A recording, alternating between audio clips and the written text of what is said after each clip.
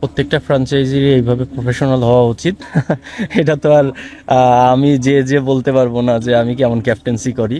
বাইরের কাজটা যদি গোছানো থাকে তাহলে মাঠে ফোকাস করাটা অনেক ইজি হয়। প্লেয়ারদের 50% পেমেন্ট করে দিয়েছে, আমরা শুনেছি ঢাকা ক্যাপিটালস ও ক্রিকেটারদের 25% পেমেন্ট আজকে ব্যাংক ট্রান্সফারের মাধ্যমে করেছে।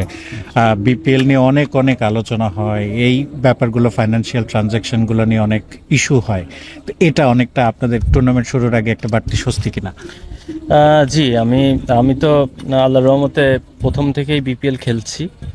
তো মাঝে অনেক বিতর্ক হয়েছে, অনেক কিছু হয়েছে, বাট এবার আমি পার্সোনালি বলতে পারি যে আমাদের যে স্কোয়াড আছে, স্কোয়াডের সবাই বেশ হ্যাপি। আমরা টাইম টু টাইম সব কিছুই পেয়ে যাচ্ছি। আজকে যেটা বললেন পেমেন্টটা পেয়েছি আমরা, প্লাস আমাদের গিয়ার্স চলে আসছে, আমাদের ড্রেস অন টাইমে আসছে। তো একটা এই ধরনের টুর্নামেন্টে এইরকম অর্গানাইজ ফ্র্যাঞ্চাইজি ভেরি ইম্পর্ট্যান্ট। আমি মনে করি যে প্রত্যেকটা ফ্র্যাঞ্চাইজিরই এইভাবে প্রফেশনাল হওয়া উচিত, তাহলে প্লেয়ারদের মাঠে ফোকাস করতে অনেক ইজি হয়। আমরা যদি বাইরের কাজটার দিকে ফোকাস কম দিয়ে মাঠে আরও বেশি কনসেন্ট্রেট করতে পারি, মাঠের খেলাটা আরও ভালো হবে। আপনার ক্যাপ্টেন্সিটা অনেকটা আন্ডাররেটেড, কারণ গত টুর্নামেন্টেই কিন্তু আপনি দলকে ফাইনালে তুলেছিলেন। এবার কি আক্ষেপটা মেটাতে চান ঢাকা ক্যাপিটালসের হয়ে? আন্ডাররেটেড যেটা বললেন সেটা তো আপনাদের মাধ্যমেই হয়। এটা তো আর আমি যে বলতে পারবো না যে আমি কেমন ক্যাপ্টেন্সি করি। আমি চেষ্টা করি যেই যখন যেখানকার দায়িত্ব পাই আমি 100% দিতে, এবং আমার যে টিম থাকে সেই টিমটাকে কিভাবে বেস্ট পারফরমেন্সটা সবার কাছ থেকে বের করে নিয়ে আসা যায়, এটাই আমার মূল প্ল্যান থাকে। আর ঢাকা ক্যাপিটালস আপনারা যদি টিমটা দেখেন, আমাদের ওয়েল ব্যালেন্স টিম। লোকাল আমাদের অ্যাডভান্টেজ হচ্ছে এক্সপিরিয়েন্স। আমি T20 ফরম্যাট, অনেকে হয়তো বা বলতে পারে এটা ইয়াংদের খেলা, বাট আমি পার্সোনালি ফিল করি এটা হচ্ছে এক্সপিরিয়েন্স প্লেয়ারদের খেলা।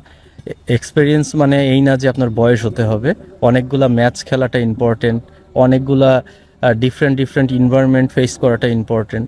তো আমি ফিল করছি যে এবার আমাদের যে স্কোয়াড আছে, আমার মাঠের কাজটা অনেক সহজ হবে, কারণ সবাই ম্যাচিউরড প্লেয়ার, সবাই সবার রোলটা জানে। এরকম টিম হলে আপনার মাঠের কাজটা ক্যাপ্টেনের অনেক কমে যায়। বিদেশি ক্রিকেটাররা অনেকে এসেছেন, আপনাদের জেলিংটা একটু ভালো হচ্ছে কিনা আসলে? জি, দেখেন, আমি ফিল করি যে লাস্ট আওয়ারে যদি কোনো প্লেয়ার আসে তার টিমের সঙ্গে অ্যাডজাস্ট করতে বেশ কিছু সময় লেগে যায়। তো আমি প্রথম থেকেই ফ্র্যাঞ্চাইজের কাছে একটা রিকোয়েস্ট ছিল যে যত তাড়াতাড়ি সম্ভব বিদেশি প্লেয়ারদেরকে যেন টিমে ইনভলভ করা হয়। তাহলে টিমের সঙ্গে অ্যাডজাস্টমেন্টের একটা বিষয় আছে, কারণ ওরা ডিফারেন্ট কালচার থেকে আসছে, আমরা ডিফারেন্ট কালচারের। একই ড্রেসিং রুম যেহেতু শেয়ার করব, সেহেতু আমাদের যে কালচার আছে ওদের যে কালচার আছে, এটা সমন্বয়ে কিভাবে টিমটাকে প্রপারভাবে জেলিং করা যায়, এটা খুব ইম্পর্ট্যান্ট। আমাদের অলরেডি দেখেছেন যে বিদেশি প্লেয়াররা আসা শুরু করেছে, এবং আমি বিশ্বাস করি দ্রুতই আমাদের ফুল স্কোয়াডটা আমরা পেয়ে যাব, এবং আমরা ফার্স্ট ম্যাচের আগেই প্রপারভাবে রেডি হয়ে নামতে পারবো। টিম বাস বলেন, পেমেন্ট বলেন, সব কিছুতেই ঢাকা ক্যাপিটালসকে একটা গোছানো দল মনে হচ্ছে। সবচেয়ে বেশি যেটা দরকার সেটা হচ্ছে মাঠের খেলা, সেটার দায়িত্বটা তো আপনারই। জি, অবশ্যই। আপনি যেটা আমি প্রথমেই মেনশন করলাম যে আমাদের মূল কাজ হচ্ছে মাঠে ফোকাস করা। বাইরের কাজটা যদি গোছানো থাকে তাহলে মাঠে ফোকাস করাটা অনেক ইজি হয়। তো আপনারা দেখতে পাচ্ছেন যে সব কিছু ওয়েল প্রিপেয়ার্ড, ওয়েল অর্গানাইজড।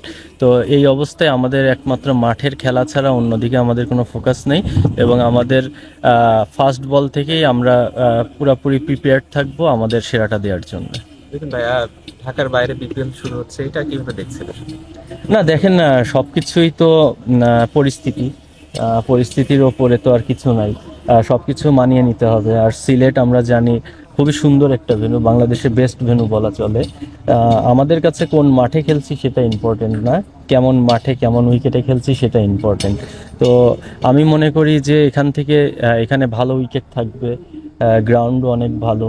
শুরু থেকেই যদি একটা ভালো হাই ভোল্টেজ ম্যাচ হয়, হাই স্কোরিং ম্যাচ হয়, তাহলে টুর্নামেন্টের প্রথম থেকেই প্লেয়াররা অনেক কনফিডেন্ট থাকবে।